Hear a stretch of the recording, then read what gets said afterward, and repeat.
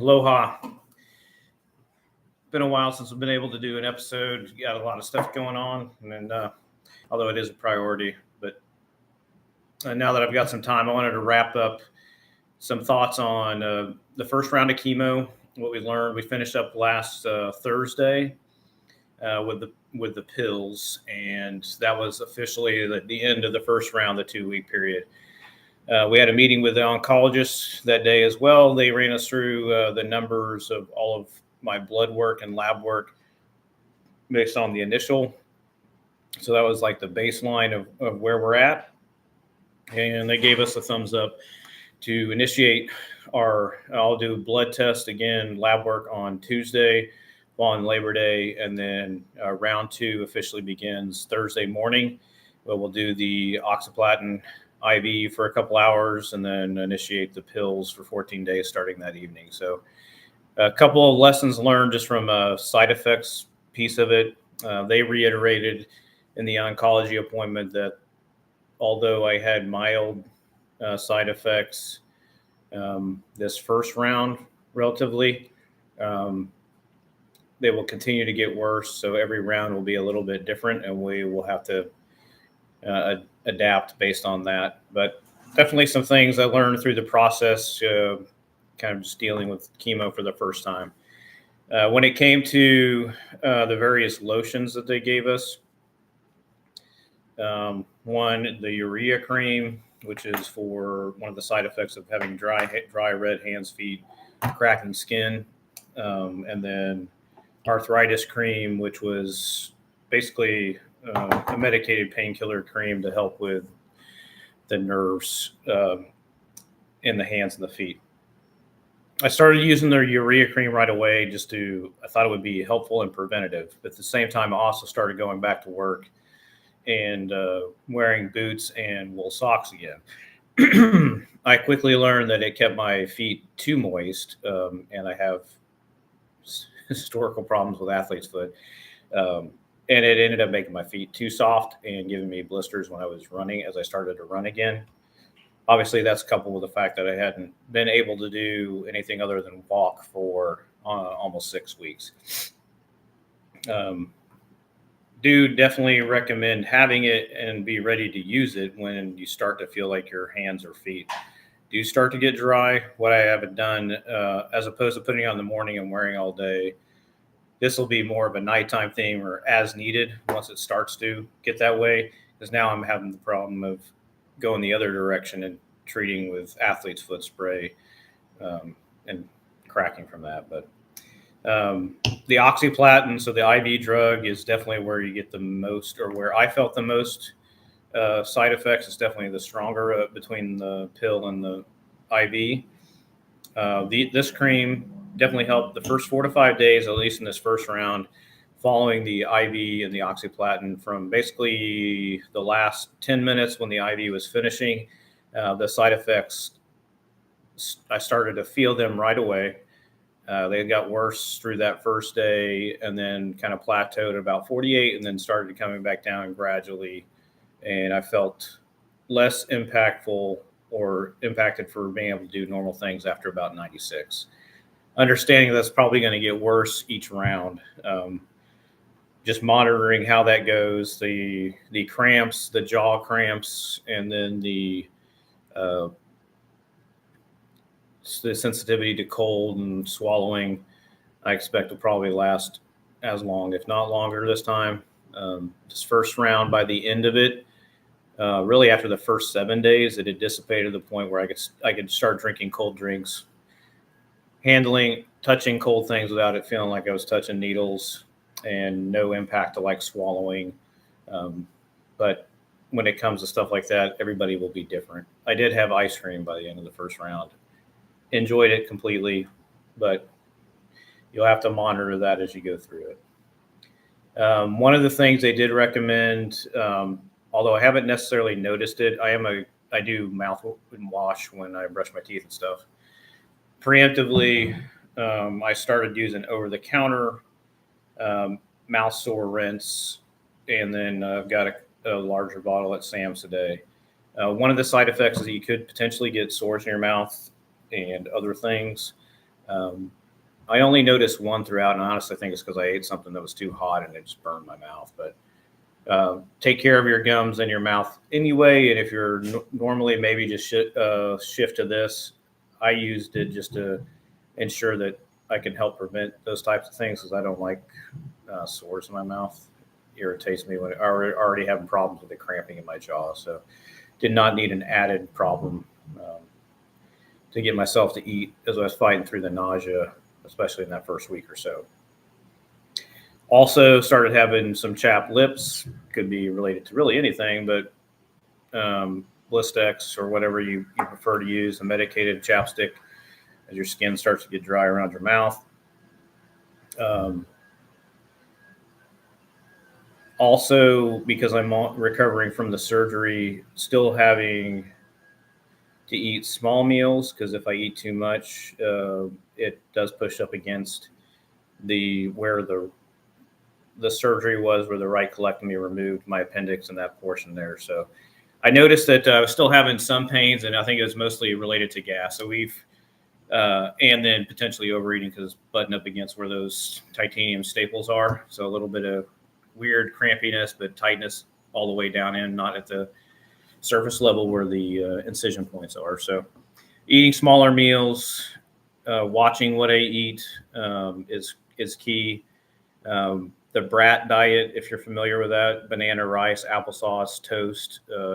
Bread irritates me before this happened, but eating it with toast, also helping mellow out after taking the meds in the morning, along with the prescription heartburn stuff, allowed me to get the medication in my belly without as much nausea.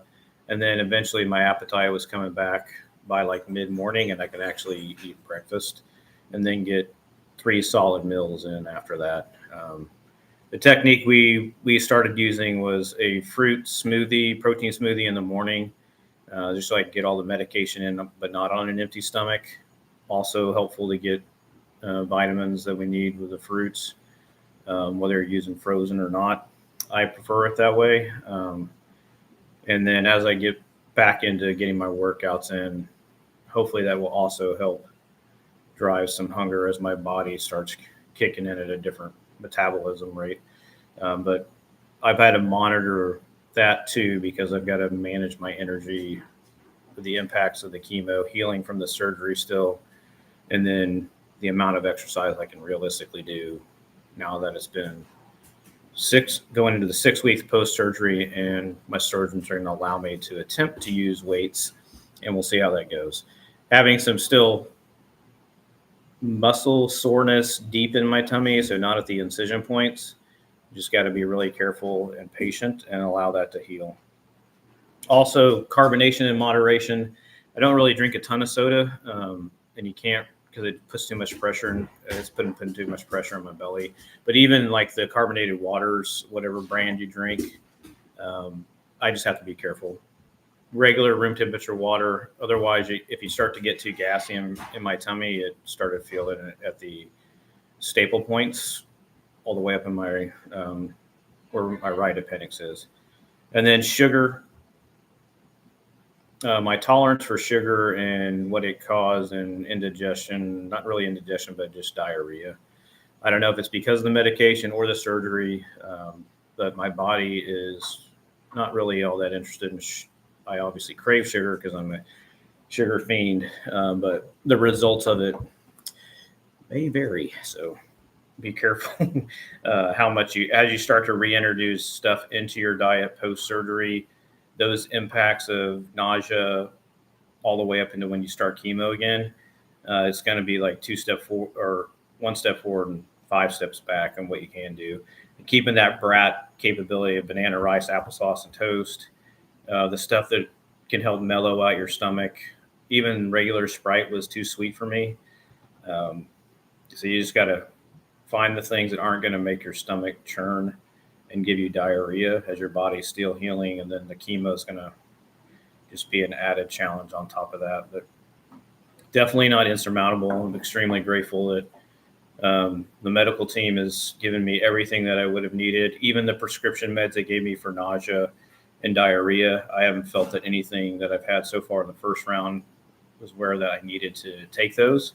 And as I ramp back up into work, it's a deliberate process of how do I feel today? How much time can I do? What can I do? And just communicating openly and honestly with my leadership to make sure that not making the mistake of going too far in the terms of not getting adequate rest, the ability to build in exercise and not overdo it, overexert myself, and then monitor how the chemo goes, because it's definitely riding a wave as it mellowed out after the first week, where the oxyplad seemed to kind of clear out of your system in that first 96 hours. And then the second week where I was just, the second 2 weeks I was just pills only, and after that it dissipated.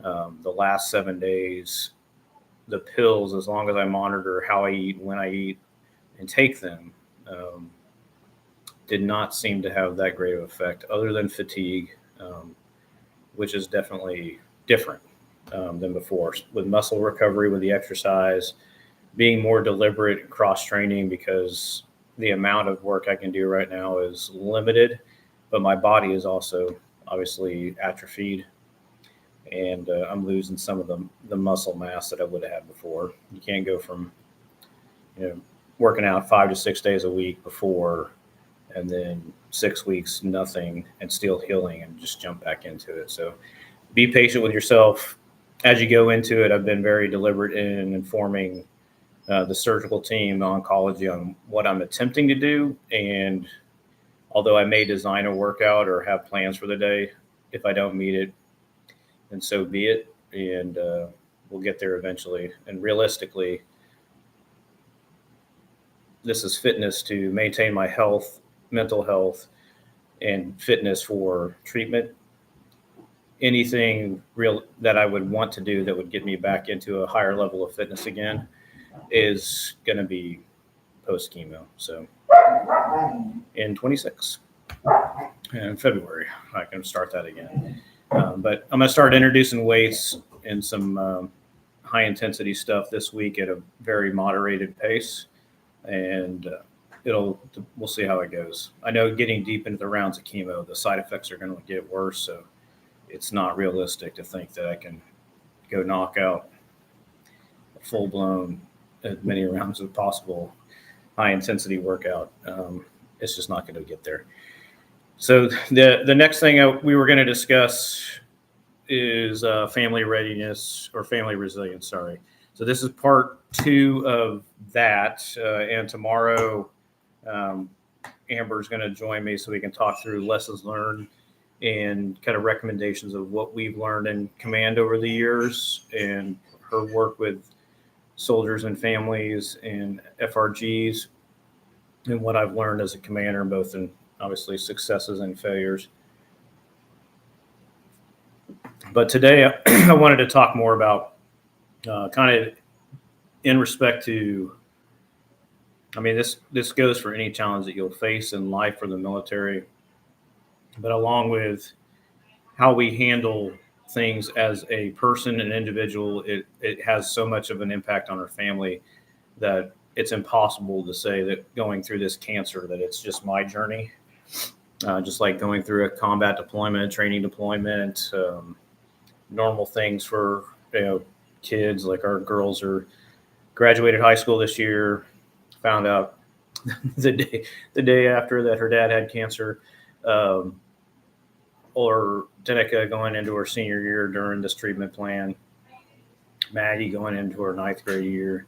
So life doesn't stop. We continue to face challenges that everybody else does. And just because I have cancer doesn't mean things aren't going to go sideways in other aspects. So managing time, praying, relying on God to handle some of those things, or all those things, and what happens in our life is critical. And it's like a daily,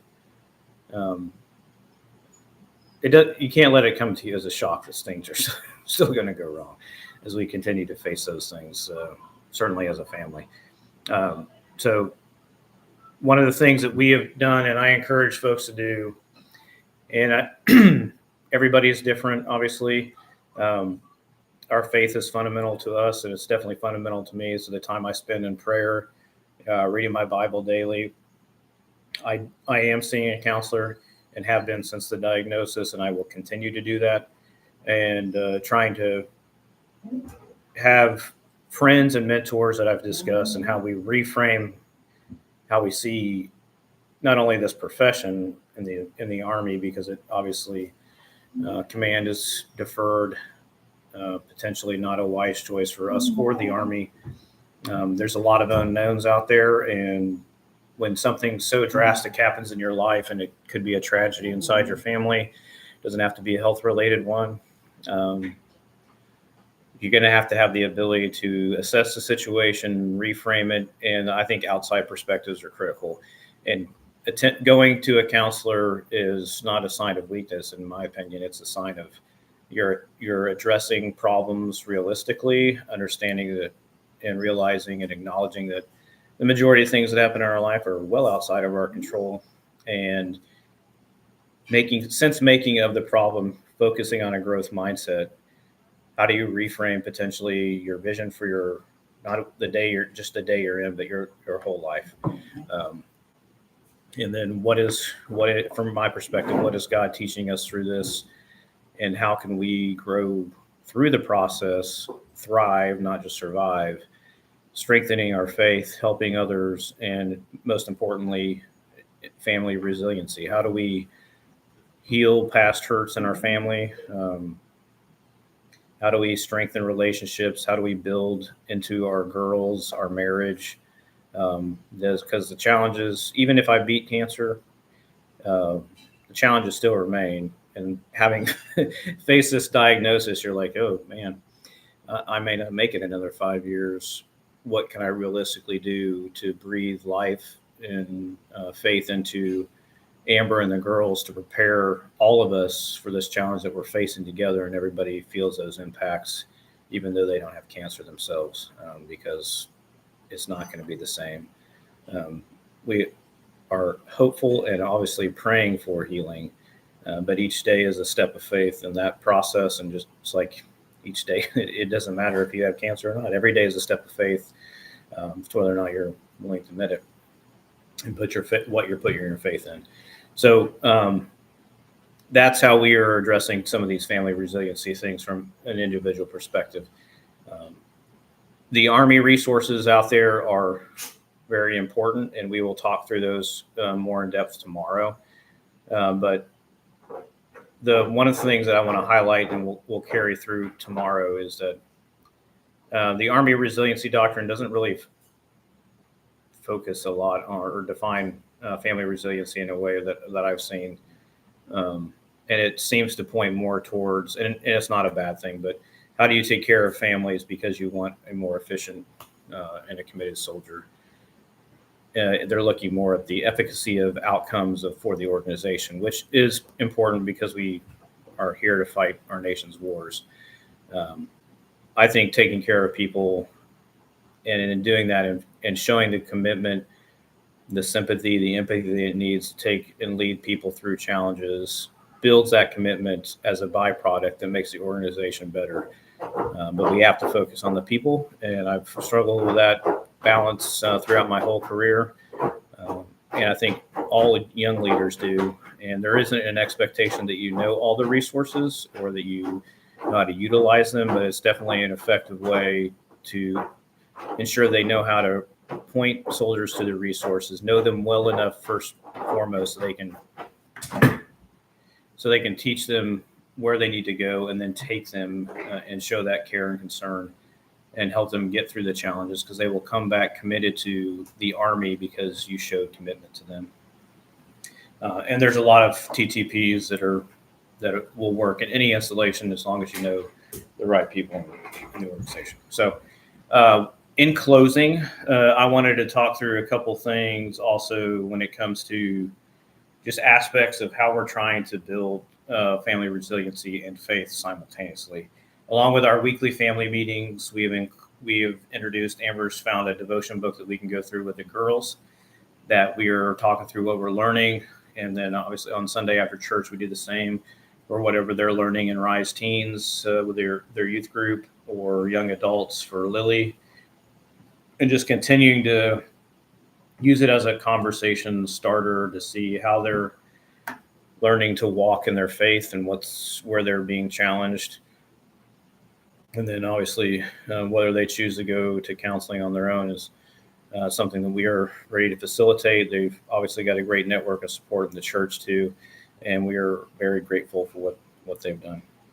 So keep that open, and keep an open mind that everybody will process these challenges different. The girls are at different maturity levels, different personalities. Everybody's kids are, and it's really, there isn't a cookie cutter approach to how you face challenges. And as parents, there's things that I think especially teenagers will need to work through both on their own and in their own prayer time and devotions. But it helps to have open access and conversation to both pastoral care and then also counseling if they choose to do that. So they can learn a healthy way to process their emotions and what they're going through, and just the basic life skills for emotional behavioral health that everybody will face challenges with. It's if you can get them that skill set and prior to things happening, it doesn't mean that it won't be a challenge. It's just it's helpful. They have relationships built early, and that trust is there.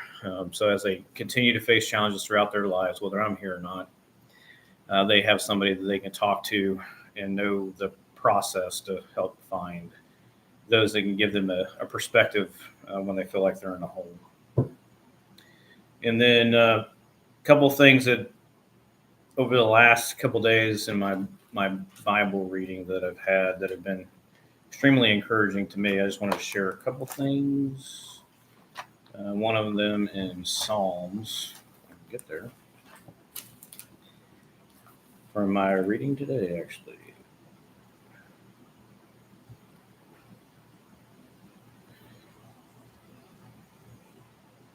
A great reminder of in Psalm 39. If you want to be reminded how brief your time on earth is, as a planner, get diagnosed with a very hard disease to beat.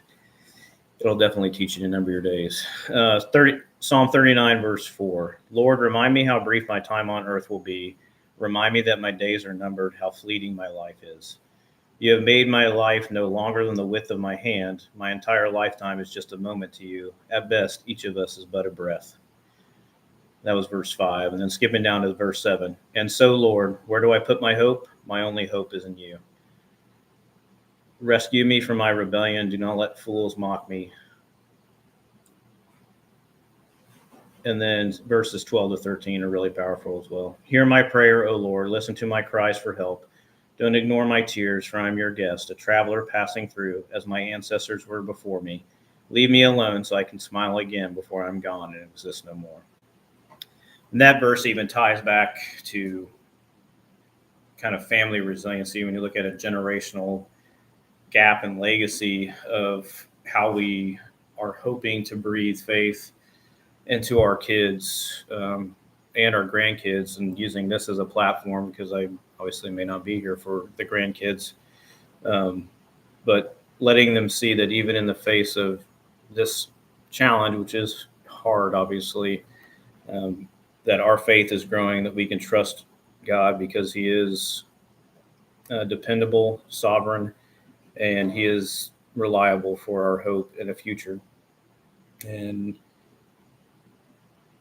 our ancestors and how we tell the story of our family and their faith and their testimony as we share it with them, like the story of my grandfather, my parents, same for Amber and her family. It helps. It has helped me in a real way to inspire me to continue to persevere and to grow in spite of challenges, even the ones that seem insurmountable. Well, there's Army training, 4 years, almost 4 years in combat, and what that brings, and now this diagnosis of cancer. It gives a peace and a true joy that is beyond being able to describe. But I hope that others can see that it's not, it isn't fake. it is real. And yes, even though I may die, even though I may um, have worse side effects as this chemo goes in progression, or we may not beat it all even after doing 6 months and 8 rounds of chemo, or it could come back. All those unknowns, and yes, they are out there, but it's out of my control, and I know God has it in His hands. And our goal is not to obviously we are praying for healing, but God's will is more important. It's more important that He receive the glory from this, and that we can be a light for others, both in the Army community, outside the Army community, wherever God wants us to share this story and hopefully inspire others to cling to Him, regardless of what the challenges that you face, because that is where the peace is and the hope is. And even if I'm not healed, I'm still going to heaven. It may be a challenge and painful process, but even if I didn't have cancer, that's life. As we all face challenges in our lives and setbacks. And then one of the things that one of the verses we went over in church today, I found very powerful. And if anybody is watching this that knew me before, I rededicated my life in 2010, or even since then, because I certainly have not been perfect since then. Probably can relate to this because I'm obviously not known as a kind and gentle person. 1 Timothy 1:15. This is a trustworthy saying, and everyone should accept it. Christ Jesus came into the world to save sinners, and I am the worst of them all. And for those of you know that Paul wrote that letter, he persecuted the church when he was Saul. He was present at Stephen's stoning, responsible for his death, and then hunting down members of the church. And although everybody's life is different, it's encouraging to know that someone that was at that level, and I know I'm definitely similar to that level, obviously fighting, killing, and doing the things that I've done in my life, even that weren't related to the military, just some of the really poor behavior from childhood on, and the struggles that we have just internally with just dealing with growing up in maturity and in faith. I would definitely put myself on the list of one of the worst of them all. And if God can do something for me, and through Christ's death and resurrection, my salvation is secure in Him. If He can love me enough to do that, and it wasn't because I did anything or even fixed myself before coming to Him, He worked on my life, continues to work on my life and my heart and my mind and my soul to help me continue to grow closer to Him. And although I did not deserve it, I certainly am extremely grateful for the grace and mercy and my salvation that I've received, because I too was definitely one of the worst of them all. And as I go forward in this, hopefully those that have wandered off from the faith like I did for a long time and are coming back to it, or think that they are undeserving, that's not true. God can do anything. He's only a decision away.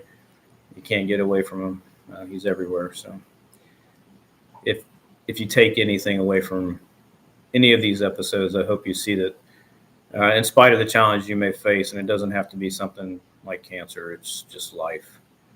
The hope I have is in Jesus Christ.